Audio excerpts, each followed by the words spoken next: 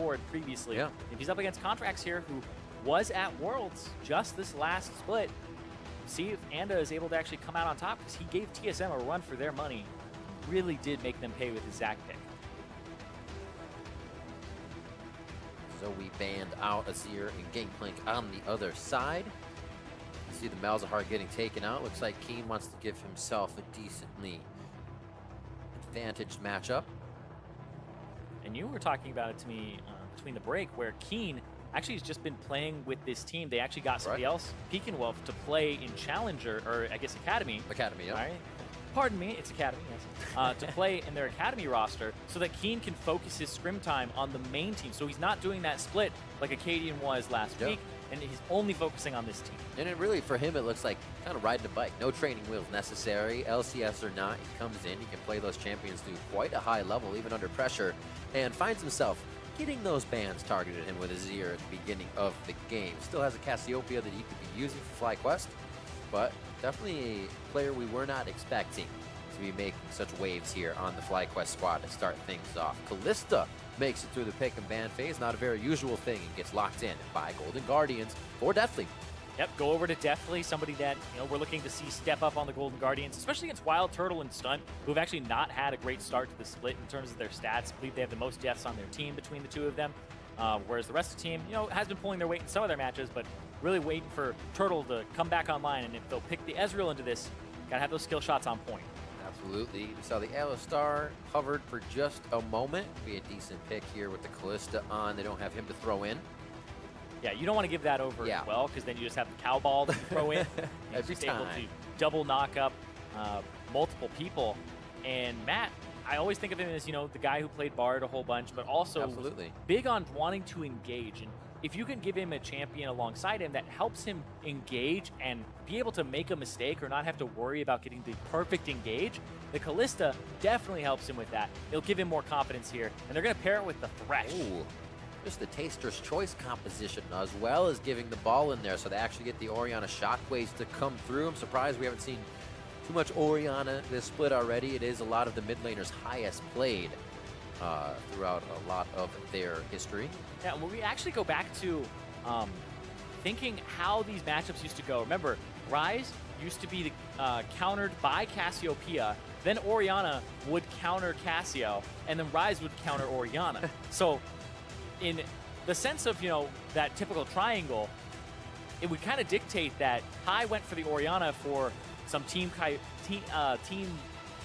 of kind of wombo combo composition instead of just picking for the lane, because that would be something that Orianna does not fare too well in.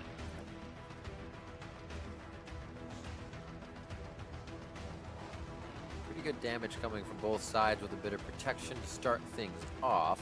And I like the fact that they picked Braum here, because Braum's going to do two things. Braum is going to stop the Orianna ball from going really far, and you'll be able to block it, and it kind of stuffs an Ornn pick, because Braum is the counter to Ornn, where you can stop the ultimate with your Unbreakable and just destroy the Ram instantaneously. Saw Elimination having his hand at that a few times.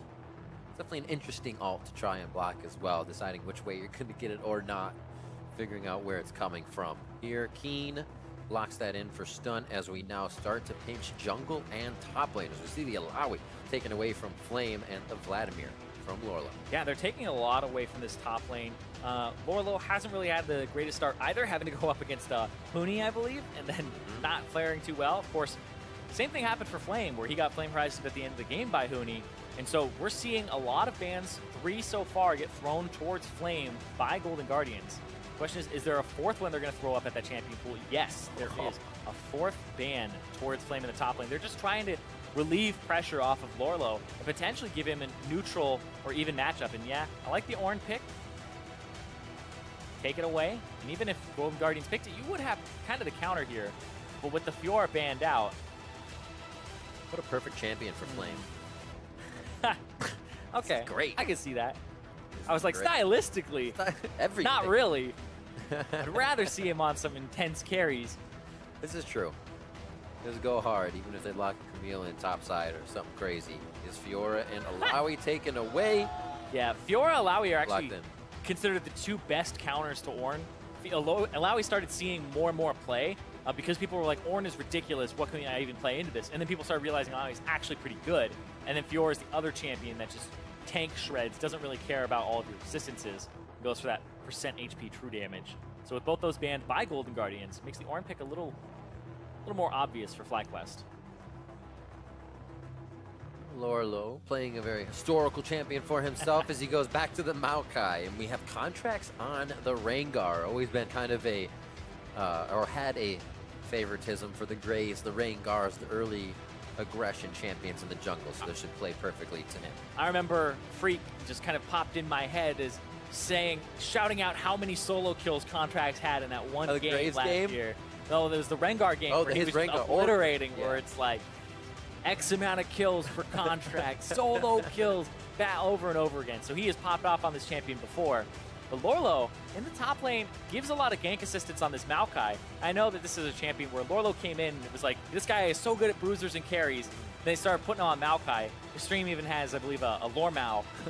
It was just a little sapling emo for himself because he's just been kind of relegated to that champion and playing tanks in the top lane ever since his professional career kind of started. It's like, this Aurelia player is great at Maokai. Yeah, Aurelia, Rivington, right? Fiora. But no, exactly. Maokai all day, every day for the team. But now they have a little bit more for that Orianna to work with. The Rengar-Orianna ball combination is what you can see them going for, despite picking it into the Ryze. Whereas now, on the other side for FlyQuest, they have a Zac and again on this champion for those long-range engages. And there's a lot of engage potential here with Flame, with the ultimate as well on the Ornn.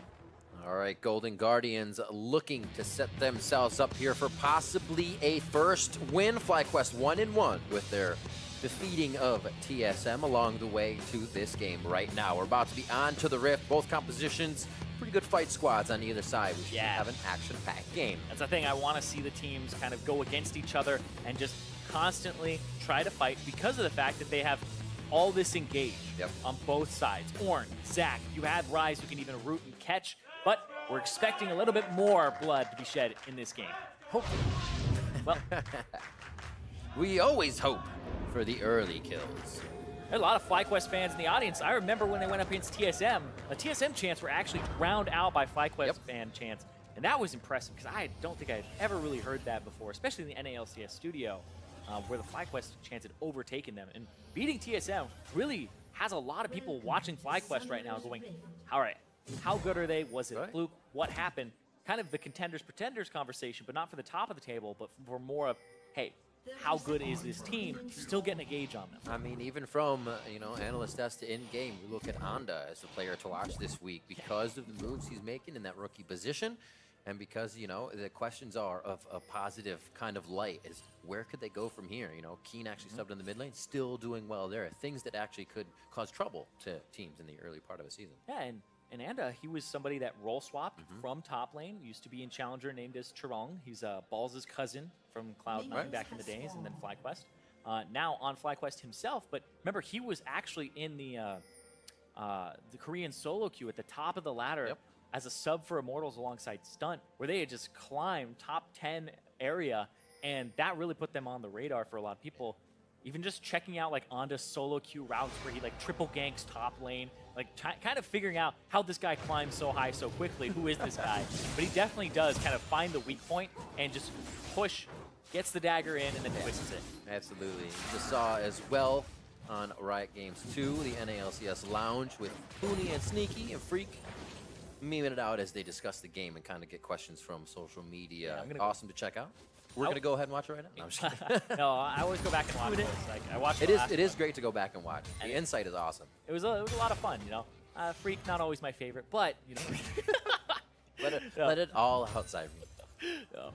But I definitely really liked what happened last time with it, so this time I'm excited to go back after this cast and watch it and see what they saw and what they talked about. But right now, seeing Contraxtz pretty much laying a bunch of wards, it's completely just warded up as they see him enter. But as the level 2 Rengar, it looks like it was a Wolves to red for Anda, and then it was Raptors in red for Contraxtz. So yeah, both of them trying to make early moves that are really weird, because Zac, usually you just don't do that. Usually you go for like another camp that has something that can make use of your Q a little bit more. but he just wanted to protect his red buff. And so they actually set up for that, kind of sensing the Rengar would do that. And the wards that were placed, that's actually just really good foresight and thought from FlyQuest. But look at this. Is he gonna, I was like, no way is he getting that blue. I was like, no way. Okay. A lot of danger. Ping's going towards the top side of the map. As Flame may feel he has someone behind him. Contraxtz actually made his way over to the other side of the jungle already, so he plays safe after getting a good push and level 3 in. You can see the fog of war play here with Contraxtz. Keeping himself safe as High doesn't bait this in. Matt with the roam, with the Thresh on the right, and Contraxtz with the Rengar on the left. Gonna go now. Nicely done, forcing the flash. Usually you kind of get thwarted by the minion wave, but they had a situation that would work from both sides. And causing Keane, the guy who's had a lot of great pressure for FlyQuest, to have to blow that early. You have to watch out, though, if you're Matt, in terms of levels in this bottom lane. Because when you make plays like that, you put your AD carry a bit behind in CS, and you also go down in levels and experience, and even using your Relic shield stacks a bit. So we'll see if they're able to catch up here. It was a stacked wave and slow push, which allowed them to kind of not get hurt too much for that play. So yeah, Matt actually, does a good job in terms of the timing. So completely fine on that roam. I like it. Very heavy pings in the early game, trying to keep those comms up as any way they can. Saying there's danger coming from Contraxtz, possibly on that top side of the jungle. Looks like Anda's gonna clear that side of his Flame. 28 to 26. He keeps using that Ornn passive to hang out in lane and kind of just get his items completed as he builds them. 2-tier stack. Turtle and Keane, as they get themselves a little more built up. Probably going to be that slow early game coming from FlyQuest here, as they'll be happy to fight with their scaled up champions. Ooh. Oh, Matt. Uh-oh. Hand in the cookie jar. Yep, hatching a ward there, but has a good amount of support. Contraxtz just a little too far away to activate out of the brush there. A good control, though, from FlyQuest to not overcommit, though, with Contraxtz in the area. Because I don't believe they saw him until a little bit after. Their ward had just expired. So, yeah, they saw him right as the ward was expiring. So, caught me there with the Tri-Brush ward. And lucky. See, those are the things that it's like, when you look at it, you go, okay, there was no ward there, but there actually was a few seconds before. So, able to see Contraxtz and then they don't overcommit. Still good, though. It's the exact reason why I'm not master. Just situations like that over and over. I feel like with God Vision, he experienced it and saw them. Yeah, exactly. Right. Keane pretty low on mana, but still taking control of the lane a bit as he pushes High into the turret. Try to get a few attacks on to stop that just short and clean this up. 45 to 50. They're keeping that very even in the mid lane, and nobody really getting the pressure from the two we're watching early game. Anda and Contraxtz have been quite quiet to start things off. I feel like they're just tracking each other, and Zombie Ward really does put a damper on your early paths. You put down wards, and then they just last for so long, and that was nerfed in 8.2, not in 8.1, which they're playing on. So you end up with like 4 minutes of vision on one side off your wards, and so the Tracker's Knife is just getting a lot of value as well as your Trinket wards. Yep. The stopwatch is probably slowing things down a little bit as you see that on 4 members of FlyQuest and 3 members of Golden Guardians. And if you want to talk about things that slow down the game a little bit, I think Zombie Ward provides so much vision, and it becomes very hard as a jungler to actually navigate with a successful, or I would even say decent chance of a gank working out, right? Because before it was like, okay, when do they get Sightstone? When do they get Trinkets? Okay, they don't have any, they use them here. But now it's like you walk by during that downtime, up Zombie Ward, caught out, damn, guess I have to go. And then when that happens, you're spotted, and then your other top side gets warded. Then you can just play safe on the bottom side when they see you top in the next few minutes. Yep. So Zombie Ward definitely slows things down and provides a lot of vision. It could be a situation when you're like, oh, I found a ward. That's great, clear vision. Now you're like, oh, I found a ward. Exactly. Like, I found a ward. There's probably 5 more around me. See where the vision continues. A shockwave into the distance, which means the follow-up damage isn't there, along with the mana from the rest of High is far.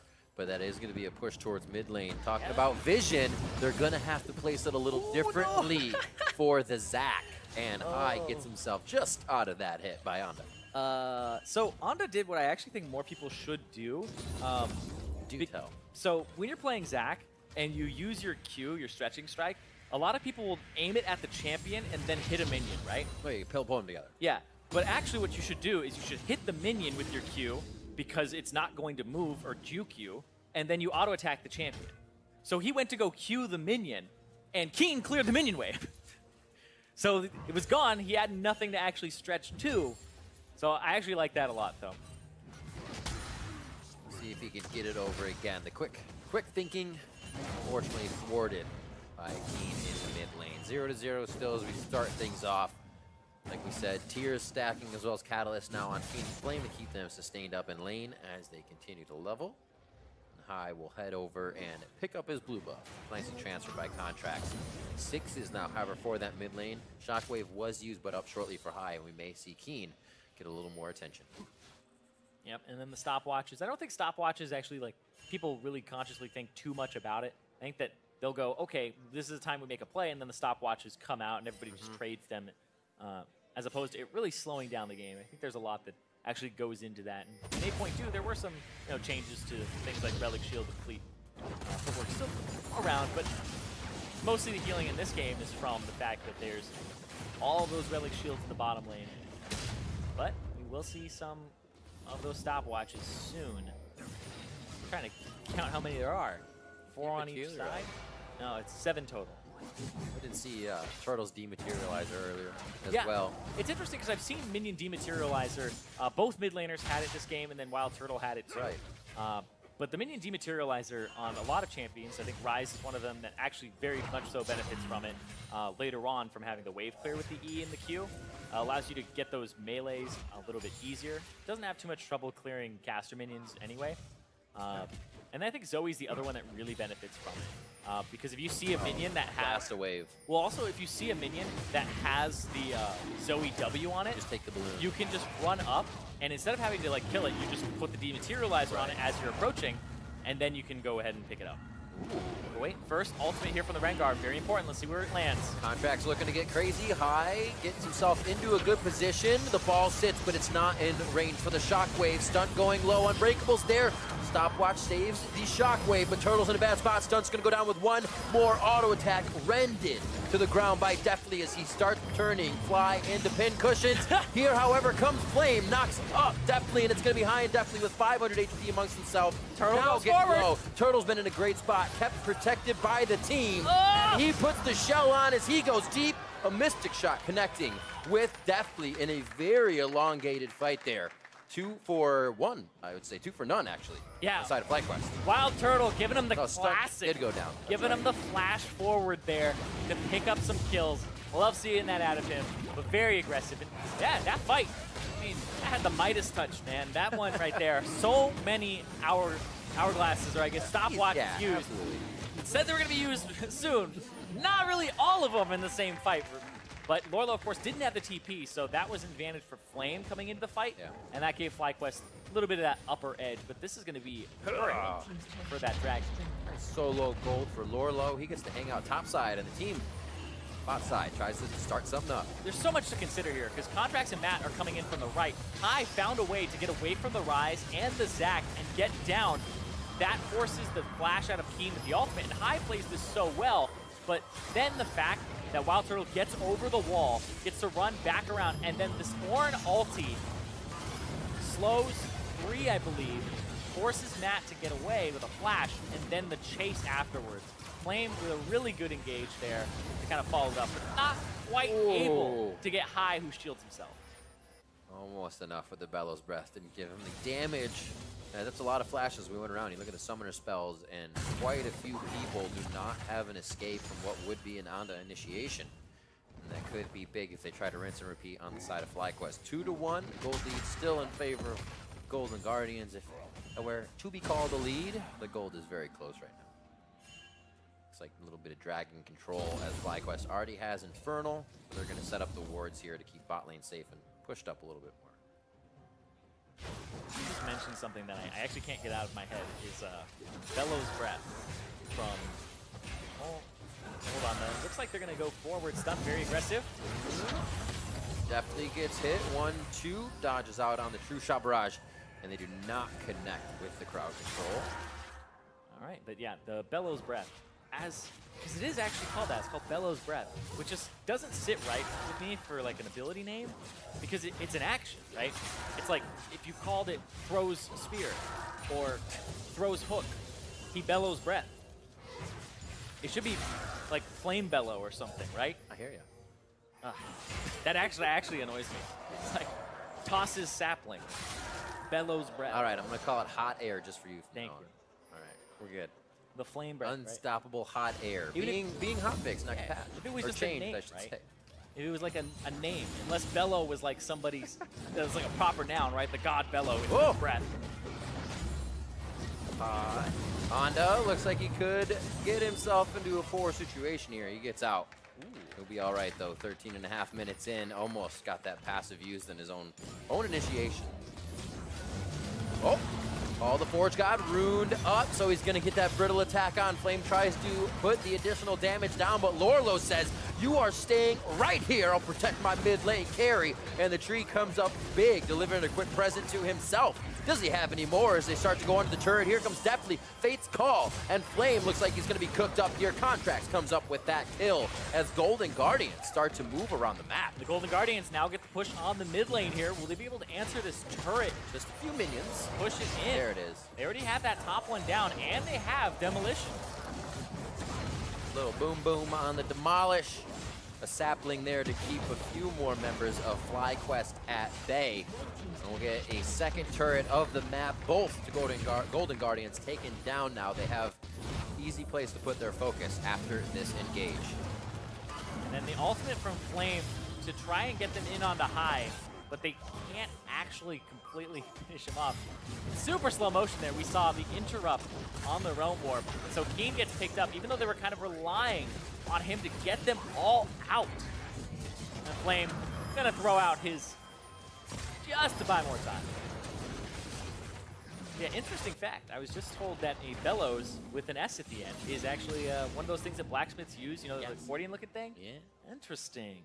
So it's not actually bellows. That's how it reads to me, right? It's like, see, look at that. But and you have just been untilted from a tiltable factor in your life. That's so great. I feel, what a great weekend. I feel like I should jump in solo queue immediately.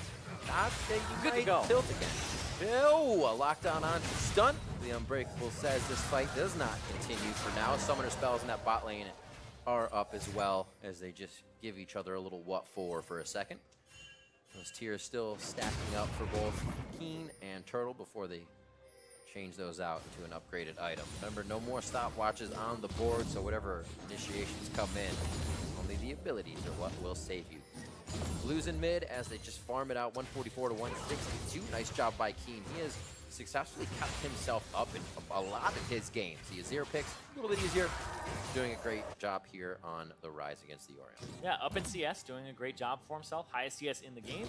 And has that wave clear because of the minion dematerializer, where the Ryze, I believe, checking his skill order right now. Yes, it's 3 points Q, and then you max spell flux, so he has 5 in his E.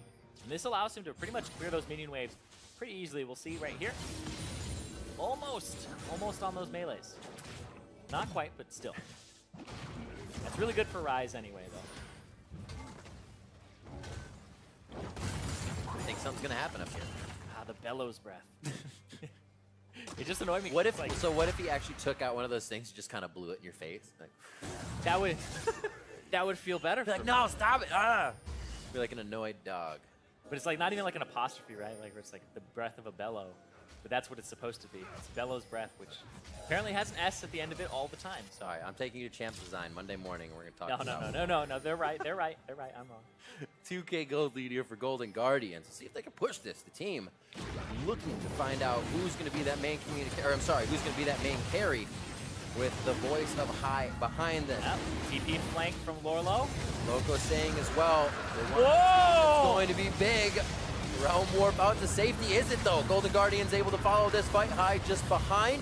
Shockwave still to be used. He's on the top side of the fight. Lourlo taking quite a bit of damage. Matt gets himself to a bit of safety as he's now behind the team. They find Honda, and that's pretty nice being one of the tankiest members on the team.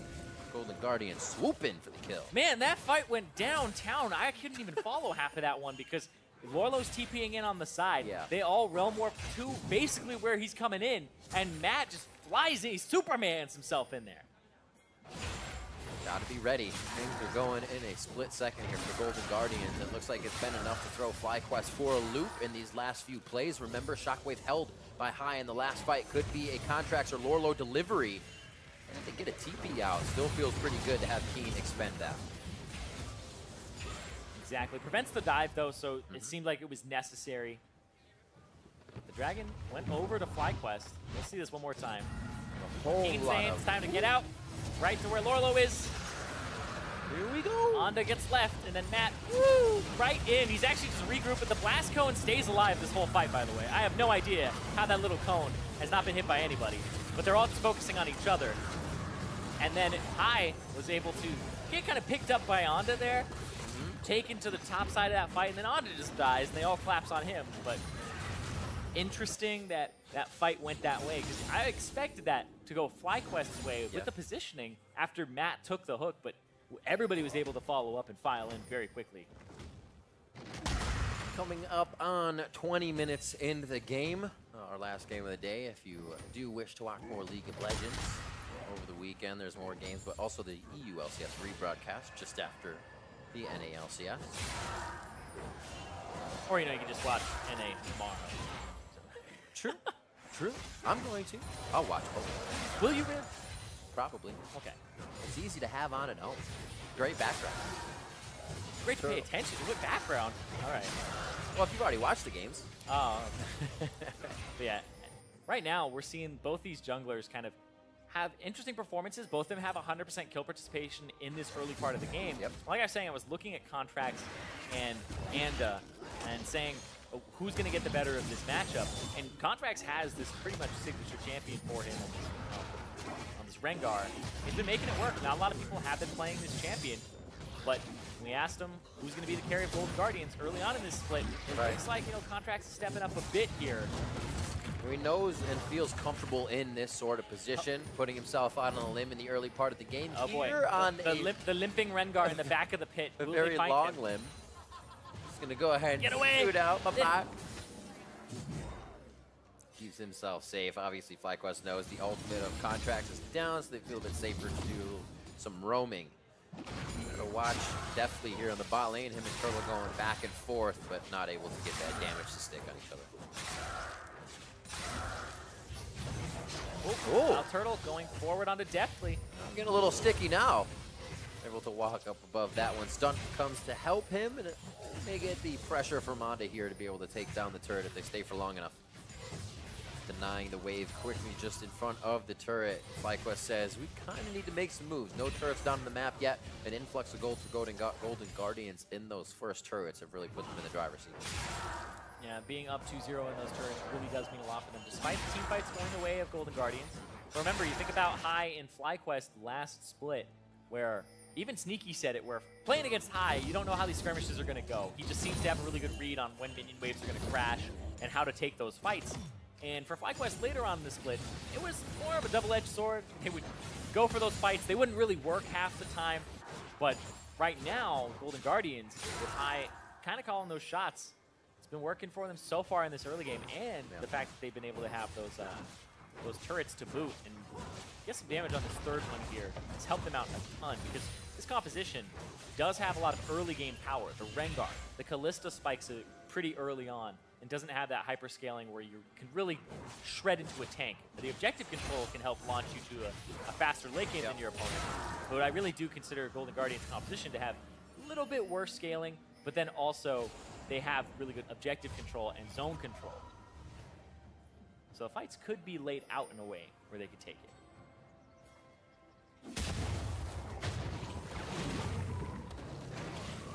To clear up the jungle. Looks like Golden Guardians is able to get a few more of those deeper wards in to make sure he's not going to be throwing out any unseen engages. A lot of pink wards for Golden Guardians right now could outdo the vision control here that FlyQuest has, and already being placed down. Things they can protect. We kind of see how they want to play out this next portion of the game, and they're going to start hovering towards that top side. Baron's up. Start making that vision clear out where you need to get that objective. 38.2 to 36.6. Ults are up across the board. And a lot of the summoners are as well. It could be an explosive fight here as a lot of the teams gather in mid. Yeah, we still have Deftly pushing on the top side. Clearing that out with Baron on the table and Infernal Drake in 15 seconds. You do have to cover kind of both objectives here. Usually you'll put wards at Baron and then you'll put your bodies at the Infernal Drake. So you can take the easier one while you monitor the harder one to take.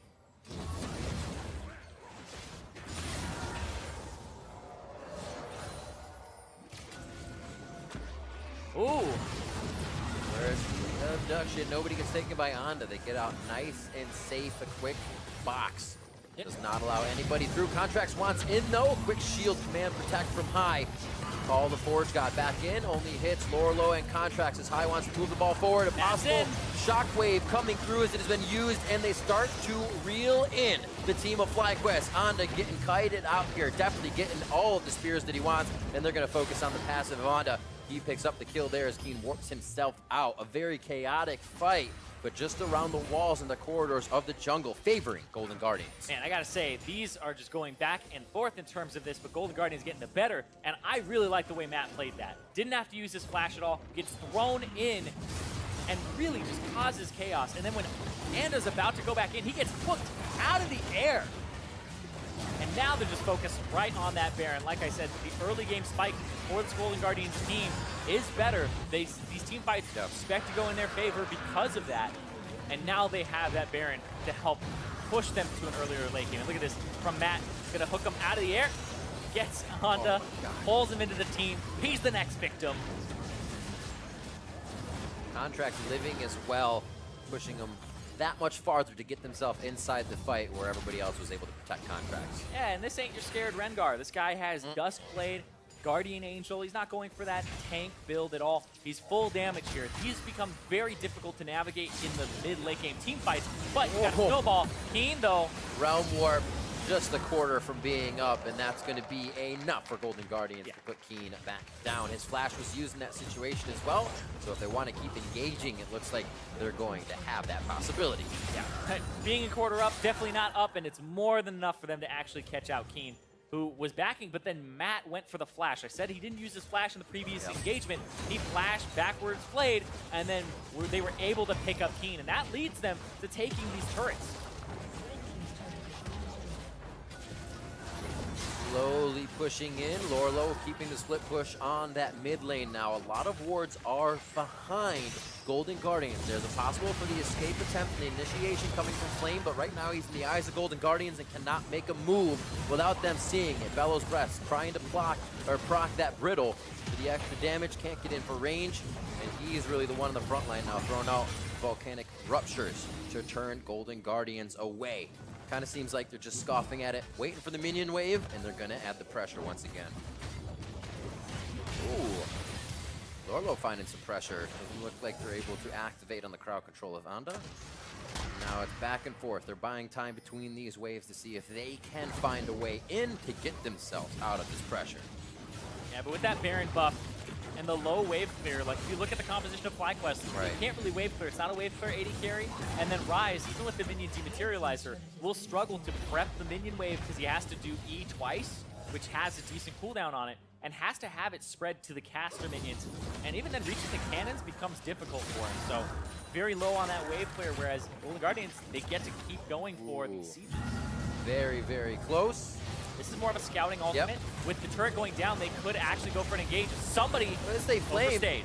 Not the tankiest person in the game if they can burst through him like that. Stunt possibly going down in this situation. Gets to stand beside his team after flashing away. But everything you can see happening in defense right now for Golden Guardians. Onda in the front actually procs the slingshot backwards, so doesn't have the pressure to add to the team now as the front steps torn apart by Golden Guardians. They're going almost looking for the rinse repeat. Beautiful call. The Forge God knocking up two members of the team as you have a resurrecting Contraxtz. Flame in the front, Stunt there to try and take it as Keane and Turtle deliver the damage, and they are finding their targets. Golden Guardian choked into the corridor that now favors Fly, but definitely on the front, rends out Stunt, as that was the wall of defense trying to help Flame now. Possibly getting back in, but cannot get the Searing Charge to initiate another fight. 1-4-2 in favor of Golden Guardians. The fact it's only a 2-for-1 is huge, because the fact that Golden Guardians get to back with the Baron buff and get back out on the map with 4 people faster. This was one that was kind of all over the place. because this was engaged by Onda going through, and then everybody really wanted to get into this choke point here. See, this is when they took the turret with the Maokai ultimate and Contraxtz ulting to push up the side, but then it was really, it's actually another wave from now, so. We all knew what you wanted. Yeah, I wanted to. And we were. The ×8 speed. It's all right. It's all right. So Infernal, Ocean now keeping FlyQuest a little topped up and a little bit of damage here as they need everything they can get being pushed into their base by Golden Guardian, showing a lot of aggression and confidence in these plays coming out here, especially in week 2. A lot of the fans and the team themselves looking to pick up their first win. Yeah, and looking for, we were talking about who's going to be the carry, having that cohesion, Contraxtz, bringing in all that experience from Wolves in his rookie year, and his aggressive champions, allowing him to still play those aggressive champions, like he had played Rek'Sai full damage at Worlds, playing the Rengar still, and being enabled to do so alongside Hai, who picked not for the lane, but picked for the team, and that's what they're looking for, is that team cohesion, and we're seeing the engages, now that it's started off, with Matt at the helm of them, landing those hooks and going for those bold plays, which is something that in Matt's rookie split, I remember him going for, and when TL was in the semifinals, and then they fell off after that, and Matt really hadn't been himself, and now we're seeing more of those hooks, more of that Matt life coming back. Matt life, indeed. Impressive as well for what he created in the bot lane with his bot lane carry. Definitely 6-1 and 2 this game, which now eyes become a little bit more on him. He's got to stay in a good position to deliver that damage, that ability they've built up on him throughout this game. Lourlo gets abducted, but that's all right. Doesn't look like he will stay long. Gets down to about half HP. Very nice redemption coming in. Actually keeps FlyQuest a little topped off during the fight. Lourlo, twisted advance towards the red buff, gets taken down. The Essence Flux comes through for the kill. Of all the skills, Turtle just getting that last bit in there, and they're going to chase from the bot side now. Stunt. Keane is now routing off Golden Guardians, and this is where the game turns. It's about to be a party. Does the Shockwave turn the fight enough for Golden Guardians? Contraxtz comes on the backside, putting out, that's Onda, into passive mode, and now Matt has to run. Definitely can't get the kills in either. All the ults have been used, and the fight fizzles out for Golden Guardians. Happy to see that from WildTurtle. I talked about how, he hasn't been performing so well in the week 1. Week 2 now, off to a great start for him, because he was the person who really needed to navigate these fights. He, using his E constantly and chasing after those kills. Seems like that old aggressive WildTurtle style, but now we're seeing it here in full effect, and it's not being something that is double-edged right now. So far, it's been working out for him. He's kind of getting the team back in it. FlyQuest feeling a little bit better about seeing themselves come out on top of the fight. Still have a bit of gold to go, a bit of pressure on the map to control for themselves before they can start making the big moves. They lose something like a Baron, and Golden Guardians is right back in the base. It started with Lourlo and WildTurtle. Lourlo took another step back because the redemption was about to go off, but then WildTurtle still chases, even in the face of Contraxtz, who's forced to flash away from Stunt helping him, and then the rest of the team is going to try to delay. Good ultimate there to cut off that route, but then everybody from Golden Guardians forced up, and they're thinking, all right, when they regroup, let's get a good shockwave, but Turtle is going to go over the wall, helps with kicking off high, and then the rest of the fight, and even defends, and there's blobs on the side. A few more hits. WildTurtle getting that red buff. If they were to have any more extended fights, he cleans it up. 4-1-1 for him versus Deftly 6-1-2. Good participation in the fights from both of the bot laners. You can see where the focus is now on the Contraxtz. Instantly deleted. If you had blinked, you wouldn't have known that he was there to begin with. Not at all. And a pause. Seems like he might have blinked. Yeah. In that play. But it's very hard to navigate the Rengar, like I said, full damage right now in these fights. Just walking around the map with all these tanks around. It looks like Contraxtz actually being pretty vocal there.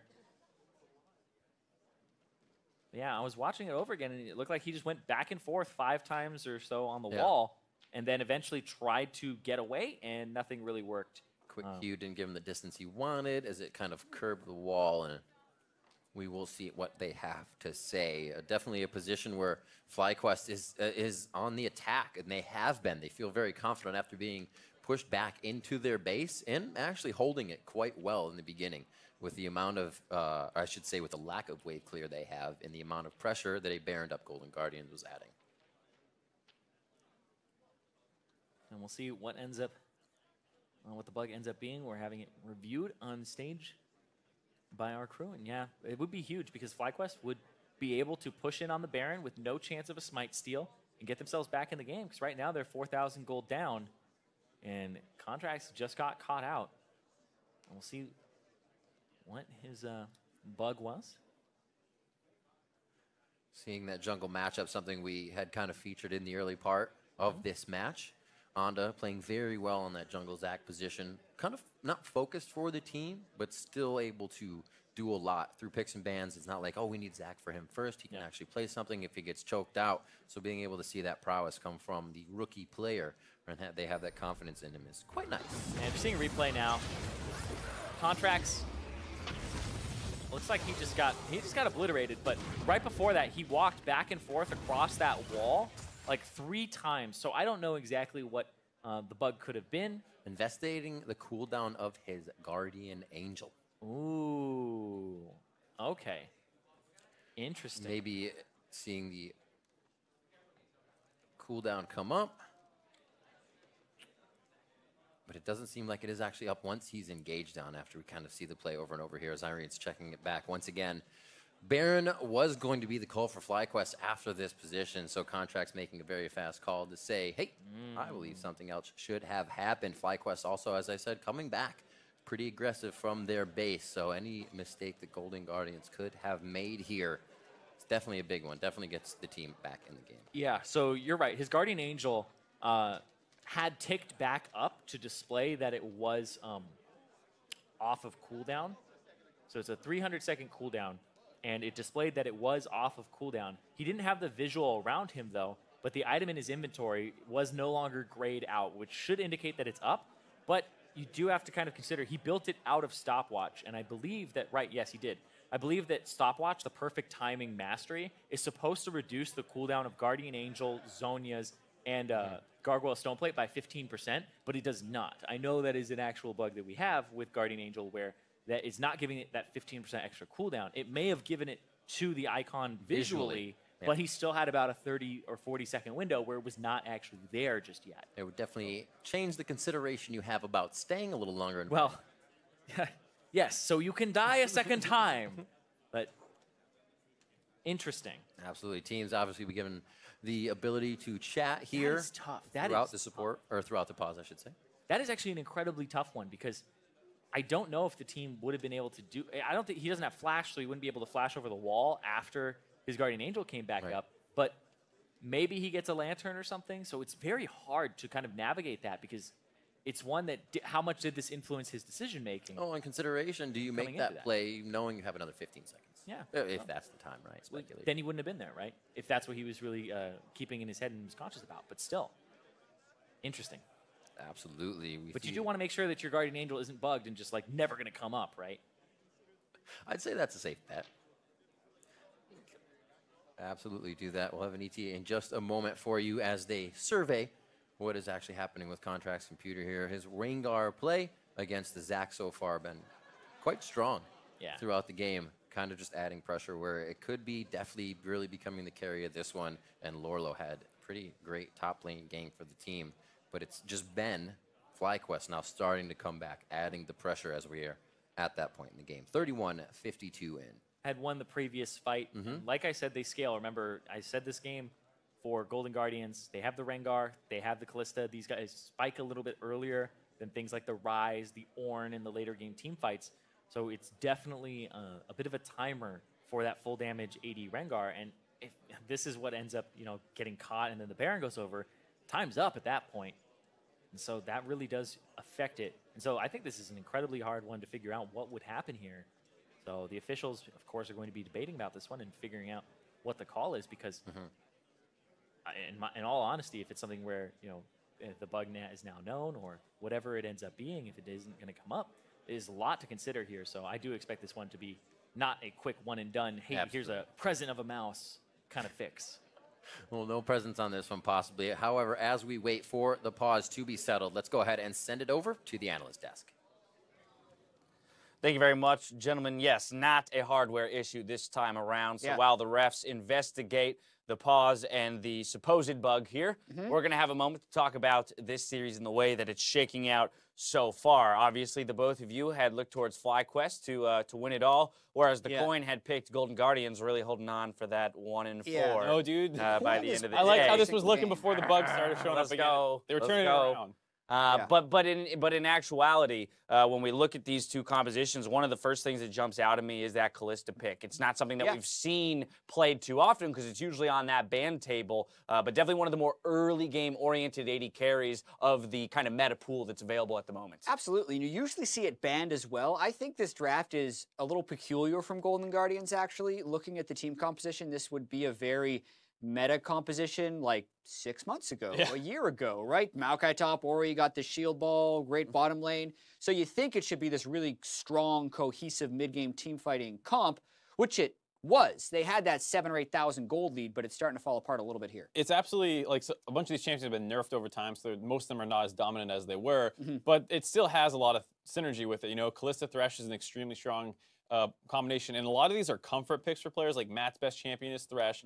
High's was probably Ori last split, and then you also have the Rengar for Contraxtz, who's mostly known as the aggressive jungler. So while slightly out of meta, some of these picks, they do synergize together well and work with the players. Well, and to that end, I mean, just when I look at Golden Guardians and in my head how this roster puts together wins, still a lot of people are looking at High as kind of having to be the puppet master with this younger roster. And in this case, I feel like they do have a lot of tools to execute on, you know, certain plays set up by High. You've got engaged from a Maokai, a Kalista throwing a Thresh in, you know, an Orianna ball on top of a Rengar. So there are plenty of tools to work with. But now it's about making sure that all 5 of those tools are being used at the same time, right? Yeah, and it's one of his best champions too, right? He had a pentakill, I believe, in the spring split of 2017 when he was on FlyQuest, right? So we got that little vengeance match coming in right there. But I do agree with you that this makes sense for the FlyQuest team. Get everyone around him, he will shield and make everything work.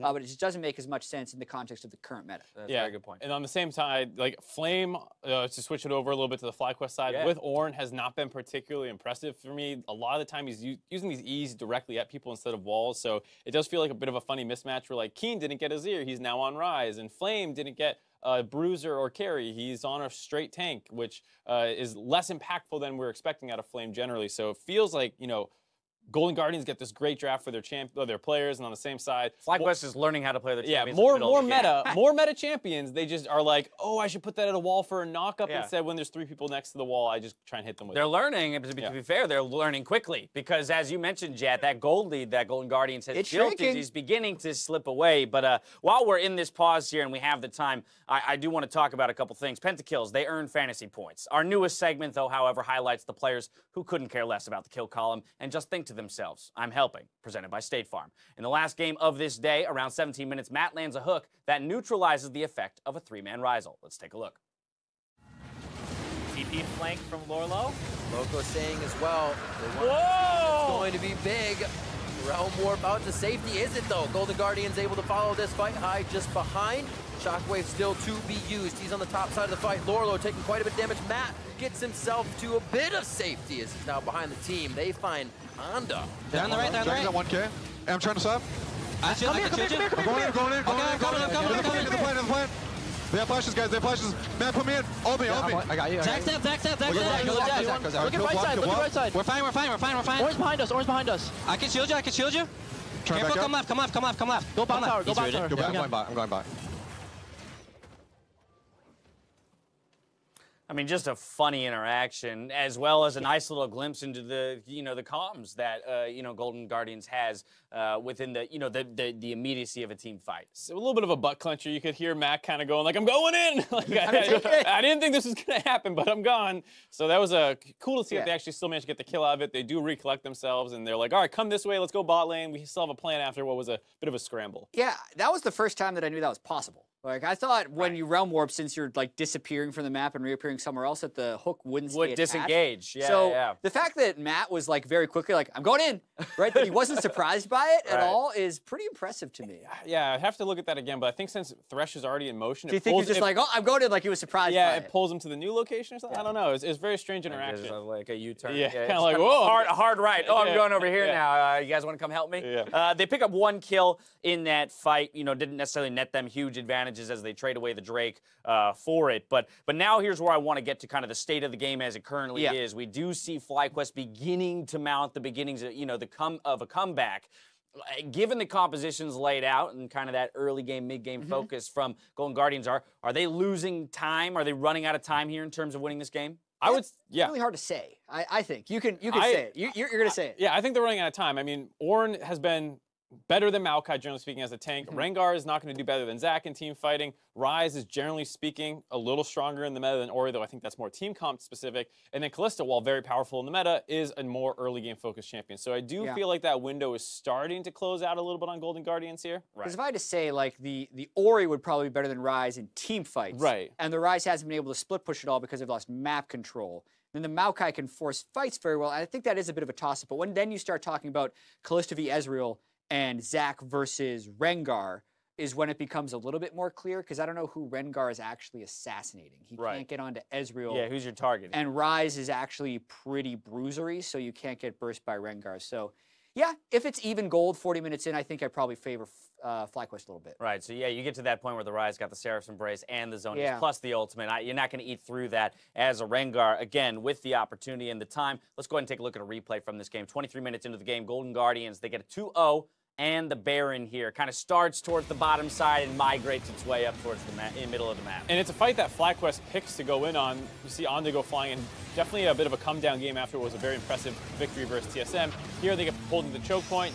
Flame starts showing that ultimate to try and stop the engage from coming in, but there's just no way to stop them. They get the nice ult that pulls Turtle in, and now he can't get out. The follow-up coming in as well from Thresh. And nice flash by Contraxtz right at the end there to get away from the flying Zac, who again, unfortunately, kind of suicides. Onda is not having the same type of Zac game that he had before. And this time, the Ryze actually gets out, manages to teleport after stopwatching, and isn't followed by a Thresh. So he's had an adventure with his Ryze ultimate so far. Still died about a minute later after they got the Baron buff from that replay, and then he goes back bottom. So, you know, he got out, went back in, and that was where it started to feel like, all right, Golden Guardians are really going to start taking this game. I mean, let's be honest. We saw that play happen. Pretty much all of us turned. We're like, oh, that's the game, right?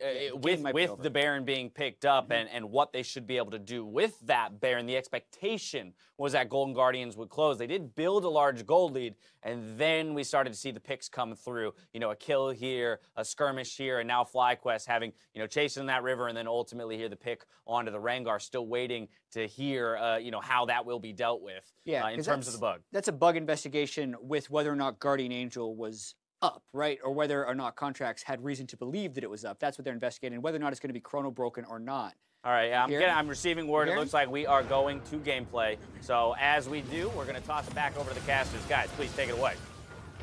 Thank you very much, Dash. We are currently upon the Baron attempt. FlyQuest taking out Contraxtz. The game will continue, and we will explain the current situation as it happens, flying back into the pause mode.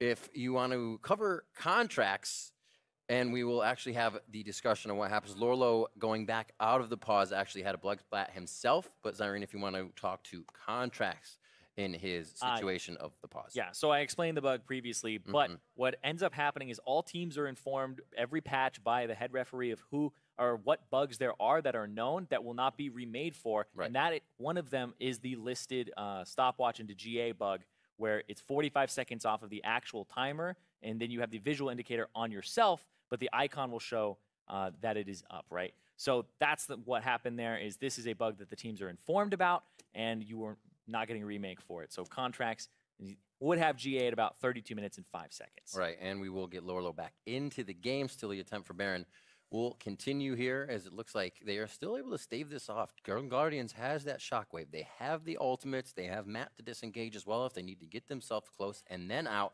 And I see this being a pretty tough fight still for FlyQuest. Yeah, without the Rengar, the big ball delivery guy, this Baron fight would be very hard for them to navigate. True. This Baron right before the pause, actually did get quite low. It's about 3,700 HP. And Lourlo, he's supposed to be the frontliner, right? He's supposed to be the person going in. So having a bug splat after you ulti and not being able to follow up, granted he is still like the furthest person forward, is big. You hope the pause came out really quickly for him, so that he's not too far out of the position that he wanted to be in. We'll see. Well, momentum is there for FlyQuest to continue, but Golden Guardians knows they have, as I said, that fight. They could stop it. Said Lourlo's could be in position, and he is right towards the top side of that fight where he needs to be. Flash is down, but twist and advance would actually be his way in. He could still really disrupt the fight.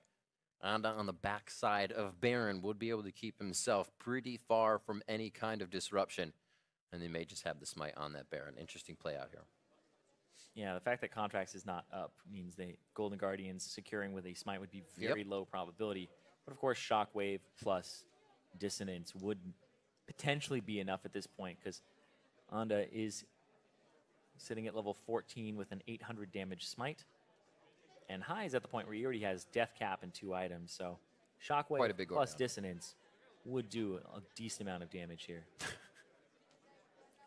Team talk time. Huddle in, huddle in. I've actually never seen anybody actually move their chair behind somebody else's chair like this.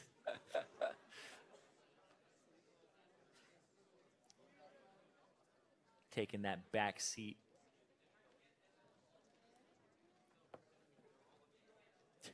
Is the strategy talk. Oh my god. What if the league had these? Be like, wait, they're about to do Baron. Let's pause. Tactical pause. Yeah, come over here. Come over to my monitor. Come over to my monitor. Everybody over here. It's a longer pause. I have an idea. Yeah, it's a longer pause, so the teams are allowed to talk. Of course. I just remember back in the day when it was like, you had these long pauses and everybody had to be quiet, and some players were like, my sanity, just sitting there, just completely silent. Or the new subs that came in, they'd be like, oh man, we're subbing, like, shh, no, shh, don't get more. What are you trying to do? You're trying to use a ban. Yeah, but get to discuss what's going on, and it looked like High was kind of mapping out how they want to approach the fight, and that didn't look like he was saying, everybody retreat this way. It was like, hey, this is what we're going to do. Mess him up. We'll see what happens. Lourlo on your screen. He got pretty banned out this game, down to the Maokai for himself, and still has done quite well. Good initiations, good attempts, or good teleports, I should say, as he attempts to get into the fights and has been behind the team to start things off.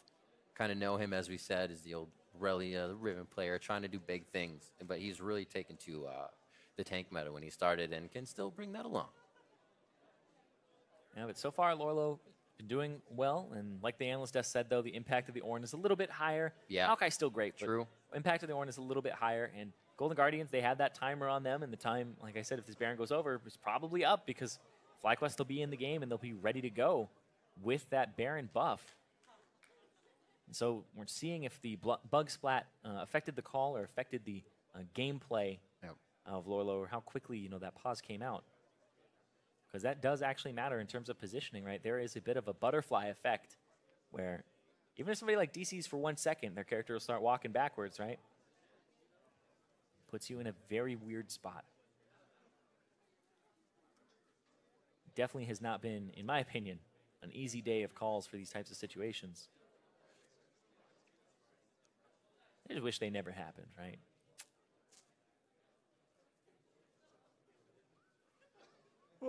Golden Guardians still tanky for the situation that comes after this pause. You can hear and see the support, or that's actually Stunt, rather, chatting it up.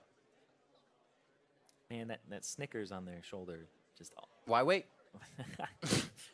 I am hungry. I am hungry. But every time I see it, it's like the Snickers logo, I just never expect it to look like an actual Snickers. So it just made me realize how much of the word Snickers takes up the bar when you have it in your hands. The team's still feeling pretty jovial about the game. Waves from Matt and the rest of them to the crowd as they wait to get back into this one. Definitely patience. This kind of messes with that mentality where even if you do kind of have the lead or have a role you're playing into for the moment, it slows down. You got to reassess it. Make sure the team is on the same page when you get back into game as well. Yeah, it can definitely throw you off. You have to remember what cooldowns are used and kind of pause your state mentally, but still continue existing and going through and just gathering new stuff from your team and comms and the situation. But yeah, Lourlo and you saw Contraxtz there talking to each other about, the Paz bros, they're the ones causing the trouble. Nah. But it seems like they seem to be okay, in good spirits. Hyde was the one who seemed to actually look like he was very lost in thought on what they were going to do next, just racking his brain. Yeah. So as we figure this one out, we are going to go ahead and send it back over to the analyst desk to kind of discuss what's been going on in the game. Happy to see me again. I was about to say, I had a feeling you guys wanted to hear more from us, so Yeah. we're happy to deliver on that one. What a roller coaster that just happened, right? The GA display bug for Contraxtz that he had been told about beforehand. Tough situation right there. So now he's dead. Immediately going to forcing Baron. Lourlo crashes, and they have to pause again. Like, I'm glad the refs are allowing them to discuss what's happening right now and reset the stage of the game, because that's mental boom in a box, right? Exactly. That is not a situation any player in any sport wants to find themselves in a position in, right? Where a couple things are going wrong that aren't necessarily within your control. These are things these are obstacles you're going to have to overcome. And from a mental standpoint, two things happening, not 5 seconds apart in terms of, game time, essentially, that's insane. Yeah, and just to clarify, from what I hear, they're investigating whether or not to chrono break the fight until just after Contraxtz had died, because that's when the Baron Force was happening. And they're seeing if the crash has had like a meaningful impact on the fight so far, because you don't want to restart the game like in the middle of a fight as far as chrono break goes. So that's what they're determining, and if they determine they want to do it, then they're going to have to chrono break. And as you explained the process, I've received word that we are going to initiate a chrono break. So while they're getting that entirely set up, we'll continue to talk. It's not a chrono break pre-Contraxtz kill. It's a chrono break post-Contraxtz kill. Yes, before the crash. Yes. 2 separate bugs, 2 separate incidents in which we're trying to resolve. Is this because Sneaky is on the alt stream? I want to completely... Actually, you know what? Because as soon as we were listening, I knew there was someone I wanted to blame for this. As soon as we heard on the alt stream we were listening to, as soon as there's a bug, Sneaky's like, remake! And you're like... And he's like, and then he called it out. He's like, I know this bug, by the way. And he perfectly explained what the bug was. Bug catchers, here we get the look in right there as they work their way through this same situation. Tons of fun, meme-heavy stream over there. So if you guys want to check it out and hear from a world finalist and Hooney who's made his return, as well as Sneaky, the perennial memer, please do. Please do. It's been a lot of fun. The other thing that we were potentially thinking was the problem for all this was that the coin has to go 0-5 today. And it looked like Golden Guardians is going to win, so it's just like bug splat. It's doing everything in its power. Yeah, it's trying to be 0-5. The universe will not allow it. I'm really excited for these predictions, actually. Mark has a chance to go 4-1. I have a chance to go 3-2. And if that happens, the coin is 0-5. Because the games are so hard, the coin can't even pick a single one, Dash. Mark brought this up We flipped off the coin camera. before the day for every single game. We and did. Currently, it's 0-4. To Mark's point, I flipped the coin. Yeah, so you predicted all It of them landed. wrong. Then I did one of these motions. That's how you feel. So if the coin goes 0-5, in actuality, the coin was 5-0. And The coin landed on the face it wanted to, and then you following our logic here?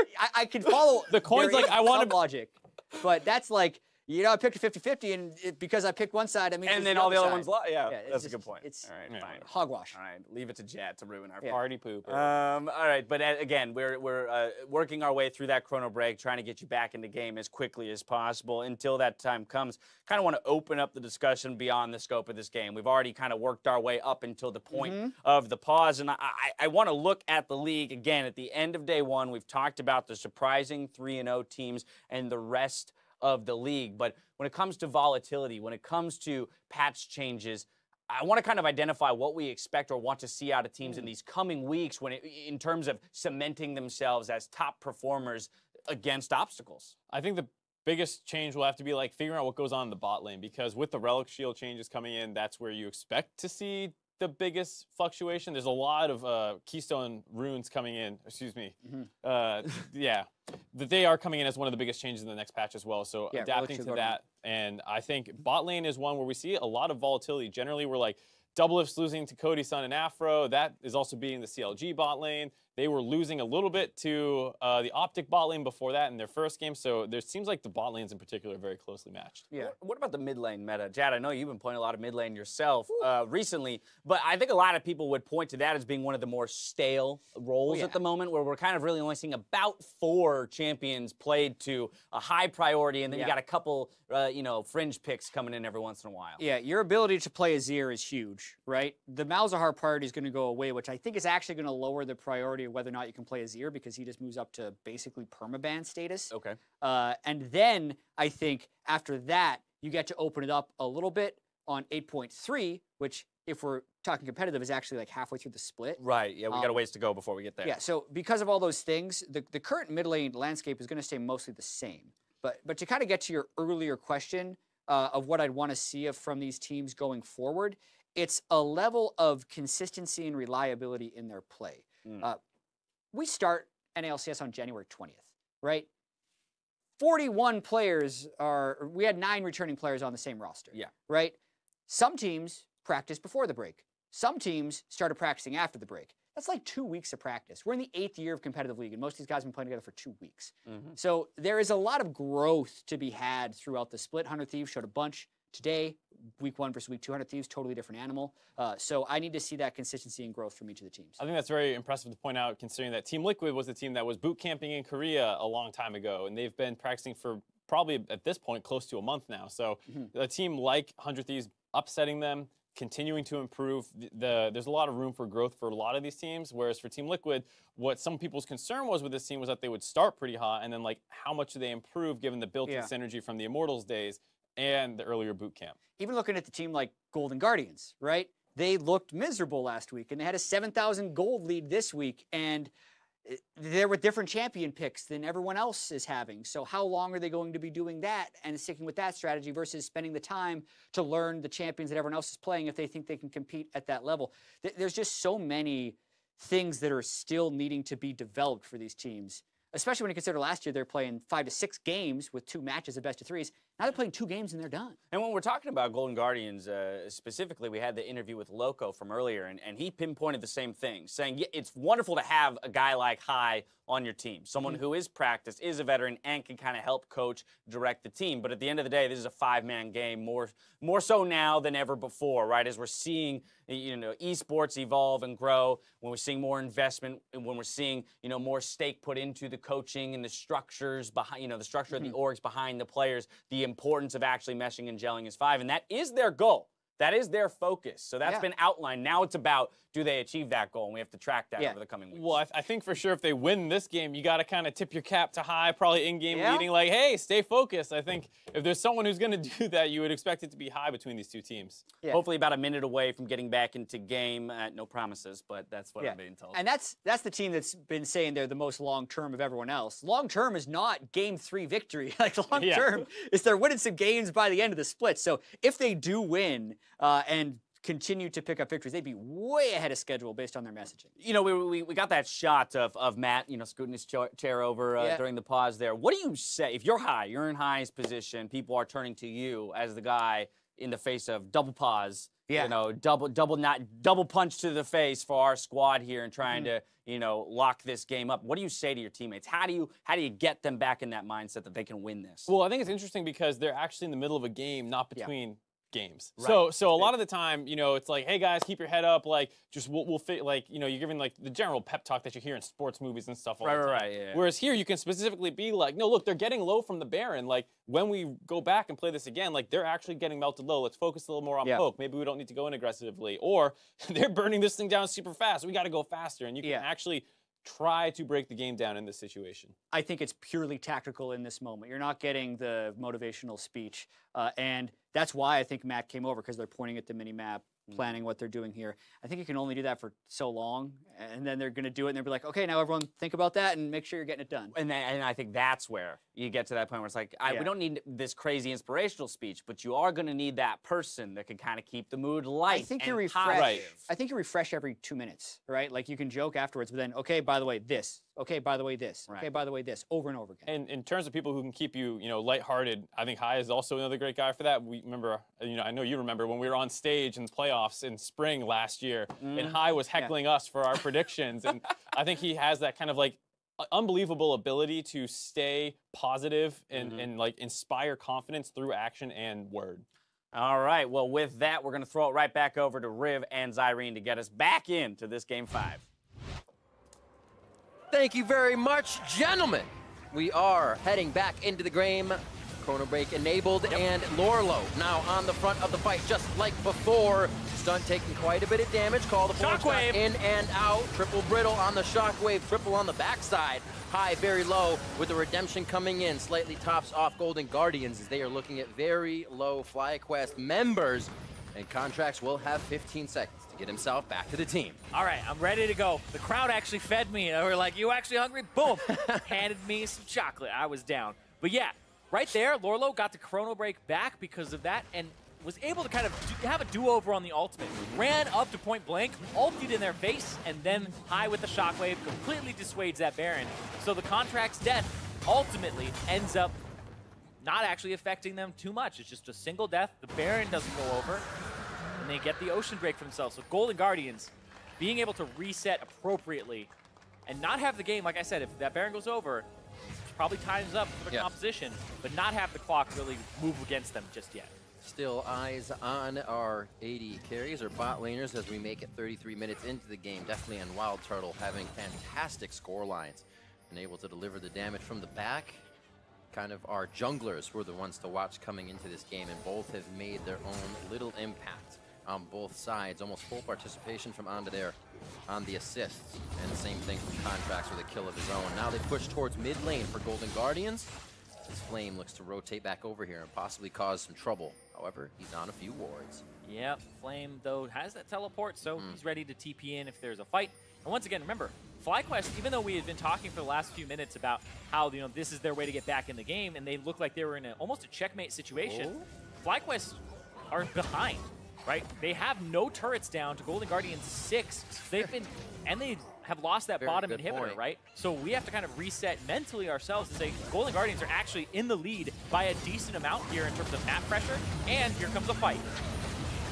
Call the Forge God 1-2. They only get that really onto Lourlo. Deftly's in a good spot, but not in range to do damage. Contraxtz looking for a squishy target, but there are not many for him to get at. And they now put themselves back in a defensive position. They have this warded out on the top side, and somebody's trying to pull the trigger on a pick target.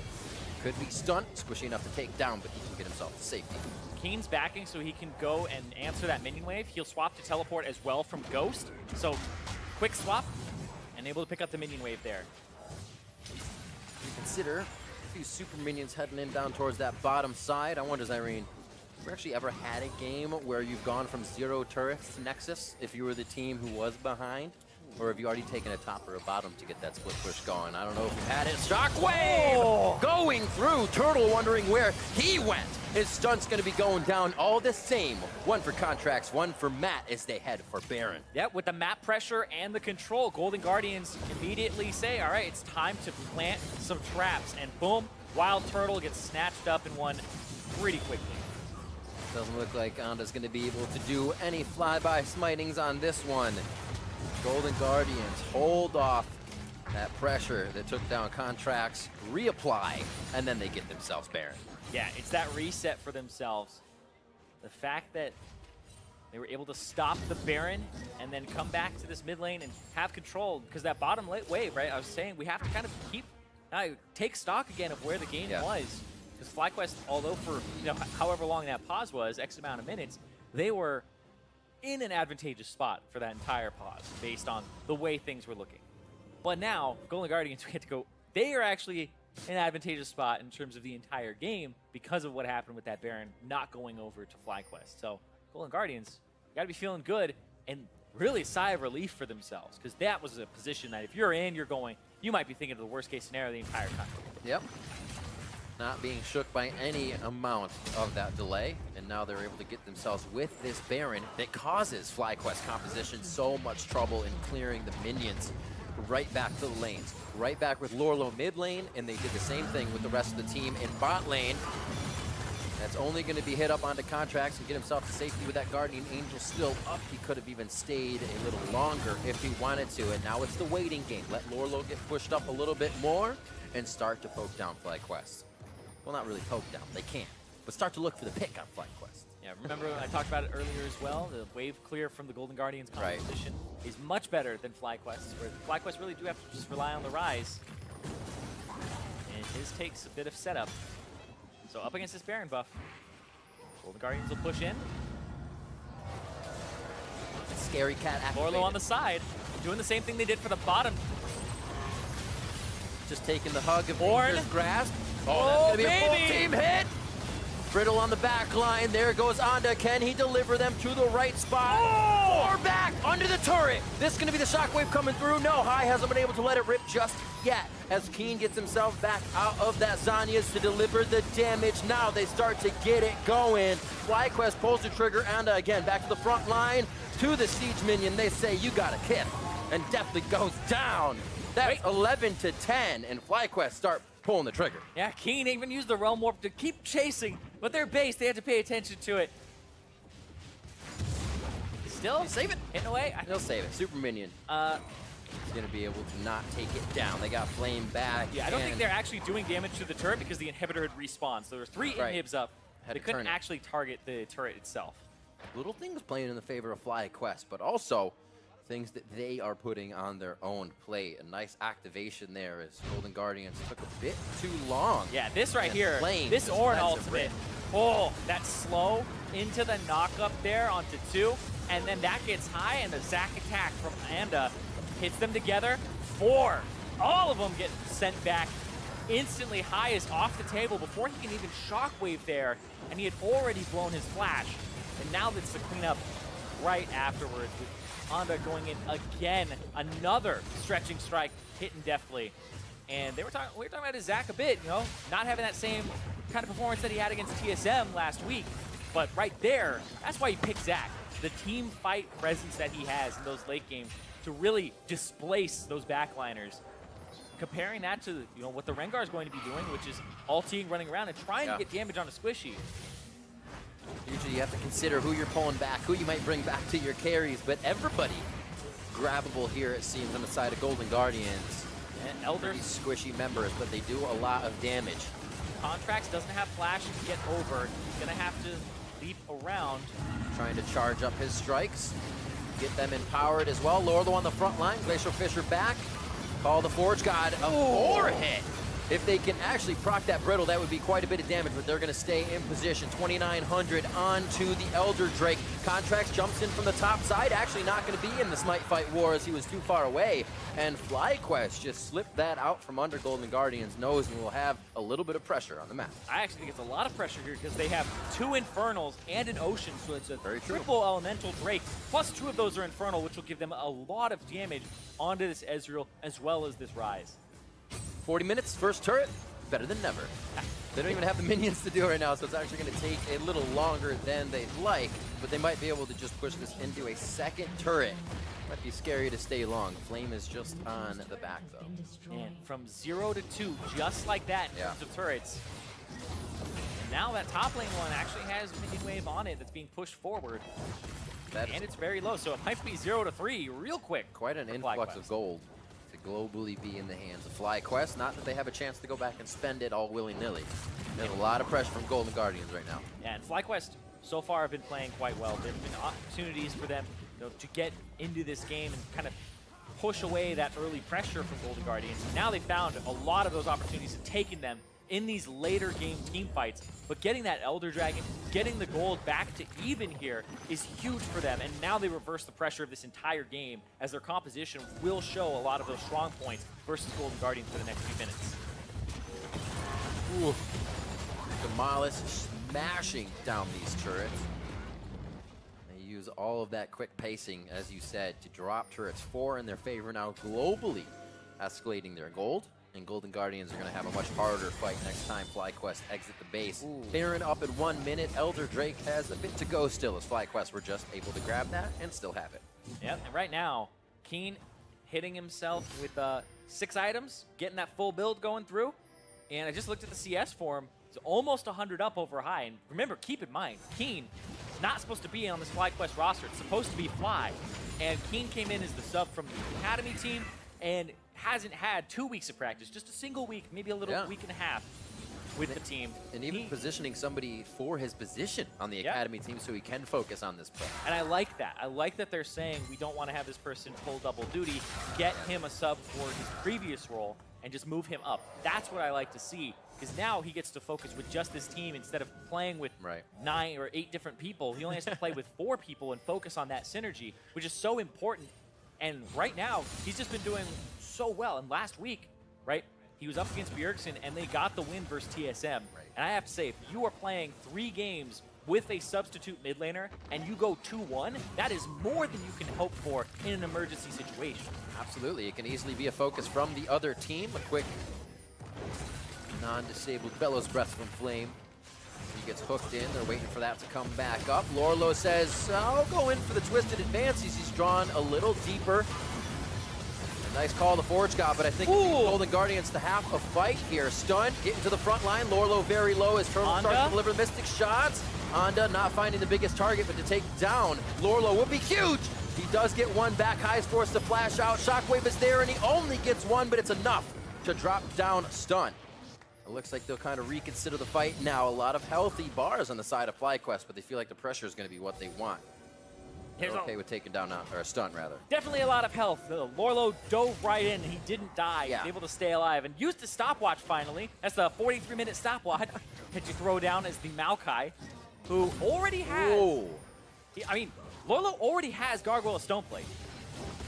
And now he had a stopwatch on top of it. Turtle took a lot of damage. This is kind of fueling Golden Guardians to want the fight. Deftly and Contraxtz could not get in there to make anything happen, and they start to back off. They're trying to activate a little bit more with Stunt out of the game. Top lane is pushing. Golden Guardians have to make a move soon here. Golden Guardians on the Baron. They have Kalista, so the Rend could help them out there. Looking for the entrance from High. He still has that Shockwave, could put it towards the back line, and they know he's trying to route around as they don't see him with the full 4 Golden Guardians. A nice hit, locked in. Into the wall, Just want to be in that fight. Contraxtz very low. That's going to be the Guardian Angel going down as Keane is in a bad spot. Saves himself for a second and gets a kill for the team, but it's a double now for Deftly, trying to turn Anda into a pin cushion. Now gets abducted at the last second. Gets himself to safety, though, as it does not fully connect. And now they look to continue the fight, pushing FlyQuest back. They did not get the engage that they wanted. Yeah, and Flame there had a really good ultimate on Ornn, but then his E to escape as opposed to go in. I thought he was going to go in and try to get a multi-man knockup with his E, his searing charge into the wall, but decided no, goes out, gets picked up by High, and then High drops as well. There's the redemption to reset the fight. This is just so back and forth around this Baron now. Bot lane needs to be respected. Needs a little janitorial duty here from FlyQuest. WildTurtle looks like he'll be the one to pick that up. It's huge. 3 or 4 waves coming in, crashing on that inhibitor. And now Baron in the eyes of Golden Guardians. An open inhibitor on the bot side would mean top would definitely fall with pressure of whoever is there to add the split push. Man, I really liked what Lourlo did in the previous 2 fights ago, I guess, where he had the stopwatch. And I was looking at it, like, he used to have stopwatch. He built that into a Gargoyle Stoneplate. He actually just purchased a stopwatch just to use it after going for a flash W play. He purposely bought it for, I'm going to dive in. When I take enough damage, I'm just going to use it. And now he swapped it out for a Giant's Belt as we look at the Baron again. Oh, the Forge God comes in. Box goes down so they can't try to answer that. Stunt in the front. Gonna throw up the shield to get a little bit of defense down here as Flame tries to do a bit more damage. Anda pulls the slingshot off. The team knows they don't have the aggression they might want to start the fight. And now they have a bit of vision with the saplings on the back line from Lourlo. Very touch and go, but nobody's going at this point. They're all a little too hesitant to take that final plunge. Looking at minion waves on the side, looks like eventually Golden Guardians' top lane wave will shove all the way to FlyQuest, but that bottom wave looks like it's going to shove out from FlyQuest themselves. So right now, FlyQuest feel like they have to kind of make a move towards this top side of the map, figure out a minion wave if this doesn't go their way, but also just dancing with the Baron. Yeah, it looks like people are just looking for the right fight. Baron's at 3,000. Contraxtz. It's going to go down to a smite. The headbutt out, 4-member attack. They're down. It's going to be the hit in from Anda. They get the Baron they wanted on the side of FlyQuest as the fight starts. the HP bars of Deftly, and the members that need to be alive for Golden Guardians are being shredded. Lourlo now in the eyes as FlyQuest has chosen all of the squishies, and then fundamentally the tanks. What a fight. What a game so far as they have been holding on to this one. Contraxtz trying to lead Stunt on a run, but FlyQuest pulls out ahead in a 1-for-3. Yeah, FlyQuest also got the Baron for themselves. They're off of the smite from Onda, but then in the mid lane, they lose Keane. Doesn't matter, they're gonna keep pushing here. FlyQuest 1-1 already in the NALCS. They look to make that 2-1 after having no turrets 30 minutes into the game. They are pushing hard now. Yeah. Here, 47 minutes in. From 0 to 6 turrets. Now they have 2 more that they need to take in the mid lane. 24 seconds on the big wave clear. 15 on Deftly. FlyQuest gonna try to close it out. Flame tanking already, getting on that turret. They're gonna be able to take one down. Focus on the Contraxtz, so they deny the damage onto the turret, but the first Nexus turret already goes down. FlyQuest looking to deny Golden Guardians the victory they've been looking for. And FlyQuest, half health on the Nexus, 47-40 in, will take it down. And will be 2-1 in the NALCS. The game was 7 turrets to 0, and it ends 7-8. As the comeback from FlyQuest, where they had almost no map pressure, just completely blew up after the pauses. Those pauses as well still held very strong, not kind of pushing Golden Guardians around. They kept the mentality after they needed to find different ends. They were still pressuring the base, but FlyQuest holding on. Very nicely done.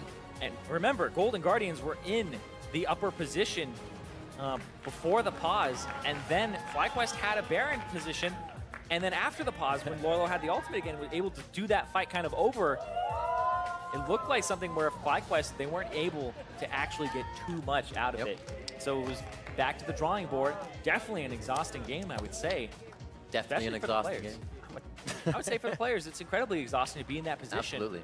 for that long, having to think about that one moment, reset, make sure you're still in tune with the game. Because I say reset. Trying to come up with different variant calls to kind of continue something in a different way, not repeating the same thing. Yeah, and especially being behind for that long, figuring out what your avenues are back into the game and not overextending for them, right? Because we saw Golden Guardians with Matt go for picks when they had Baron control after the pause, right? They got picks onto WildTurtle and Stunt, and they got themselves that Baron, and then it was just turtling up, having the team fight top lane, where Flame plus Anda as this combination with so much engage grabbed the backline and grabbed their hopes back into the game, and they did that multiple times. And I'm great you brought attention to that, because we came into this game saying Contraxtz, Anda, what's going to happen with a rookie of the split, right? When Contraxtz previously, well, how is this rookie going to fare against him, especially trying to play with a sub Keane and Flame in the top lane, who, if you get this guy going, it's huge, so you have a lot of things to do.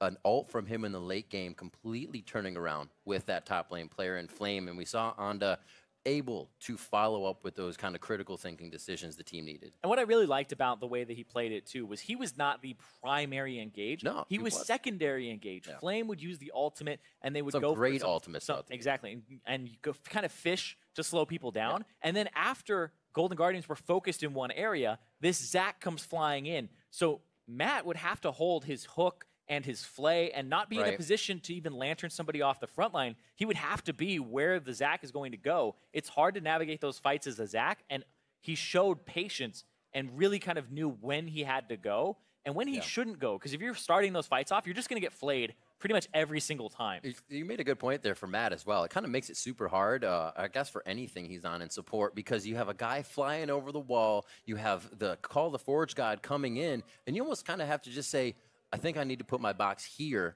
4 seconds before the fight starts, because you have to predict where Anda's coming from, who's going to follow that, and where Flame's going to be coming from as well. So that made his job quite hard. Well, right now we're going to get a look at that game as we send it down to Avli May and FlyQuest support.